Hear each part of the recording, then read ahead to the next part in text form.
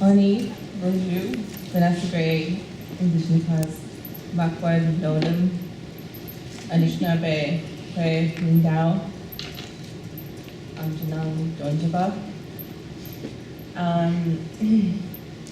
So, what's up?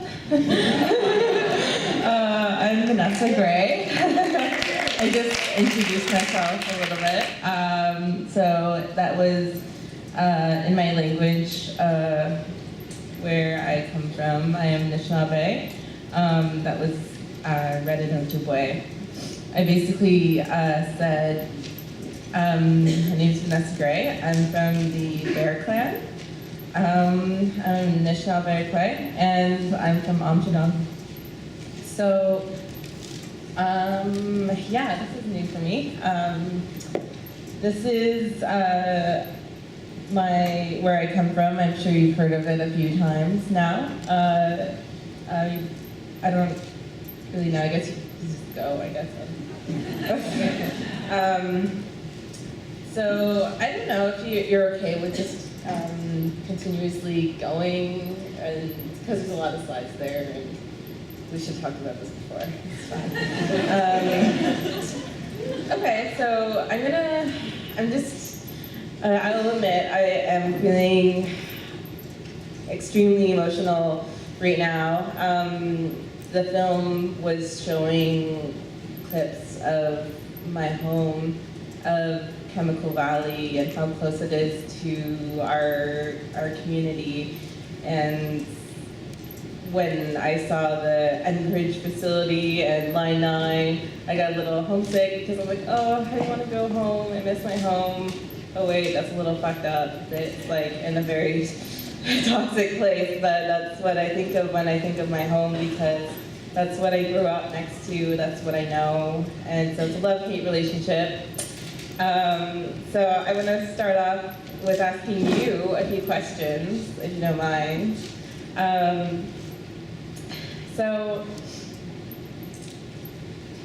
And this is just so you get your minds going about where I'm coming from. So who am I as an Anishinaabe woman without my culture? When I stand before you today, who am I without my culture? Who am I without my land that I come from, that I was born on, where I was raised? Who am I without my family, without my mom and my grandma and my sister?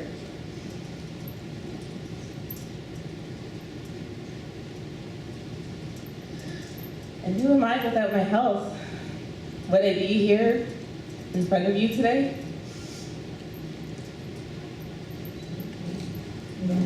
Probably not.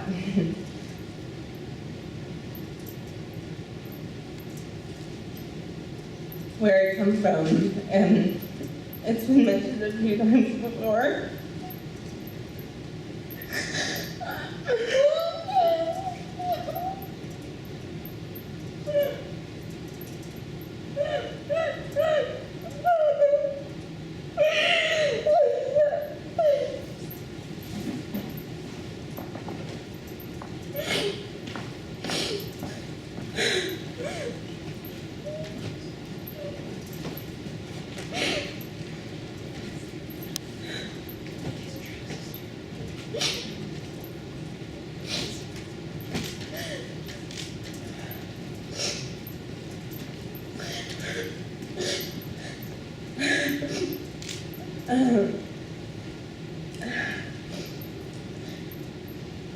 So, I grew up in a community where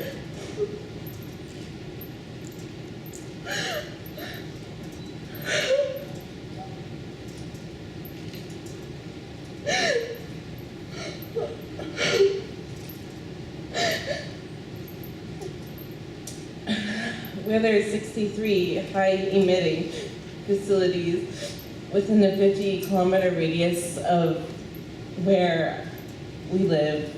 We have our daycare, we have our band office, we have our health center, we have our community. as said before, I saw those logos of Enbridge and Suncor, and I got a little homesick. And some of the other companies that live in close proximity to where I come from include Shell and Suncor, Imperial Oil, Esso, Nova Chemicals, and Enbridge, and there are many more where they are sharing a fence line with us. I don't usually get this emotional, by the way.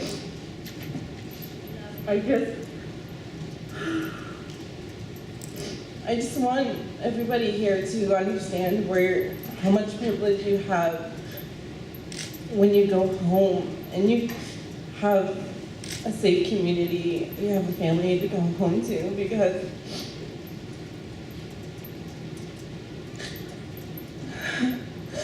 I'm away from my family right now.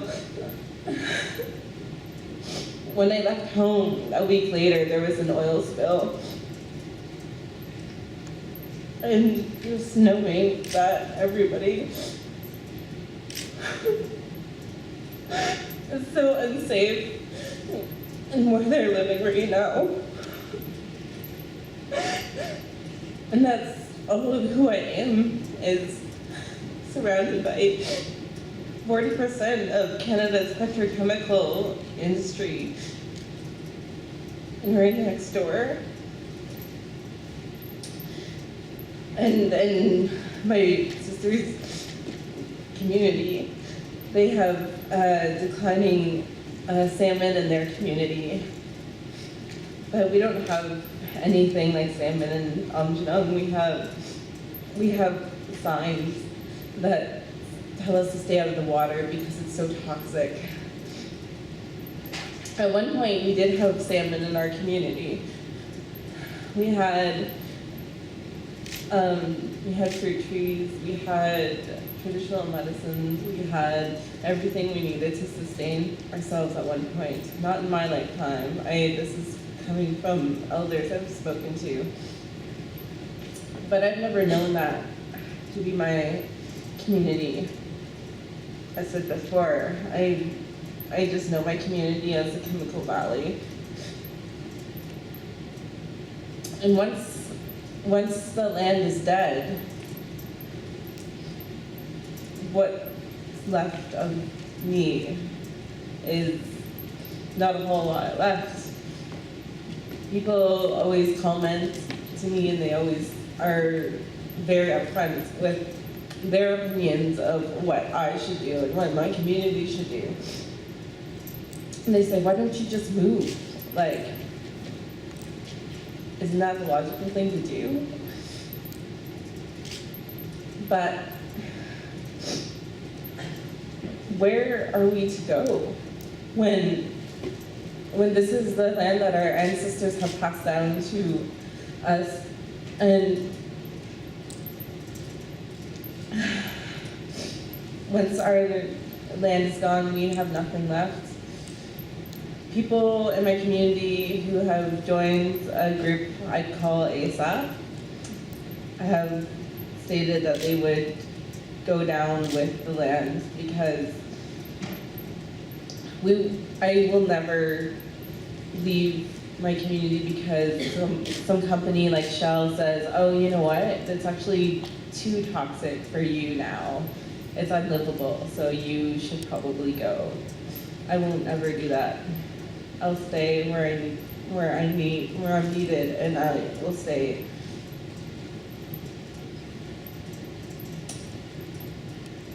And I want you to hear my voice, even though it's extremely emotional and not very well coordinated right now.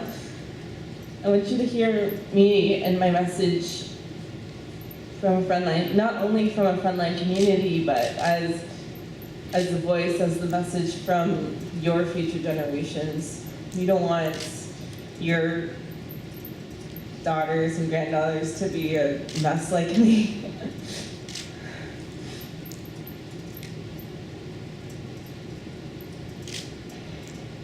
I'm happy to be here. I'm not extremely sad to be in Halifax. I think it's beautiful here. And I just really want you guys to just understand where I'm coming from, why I'm a little upset right now, and why I do tireless work like this. And I hope you feel inspired to make change in your own communities where maybe it's not so bad. But there is a lot of racism and ignorance I see, and I experience it. And it comes from people like you saying, hey, you know what, that wasn't okay to say to that individual because they're brown or they're indigenous. And it is really up to you to make this change, because I think your future generations depend on it. So, I don't know if we got through all the slides, but I don't think that was good.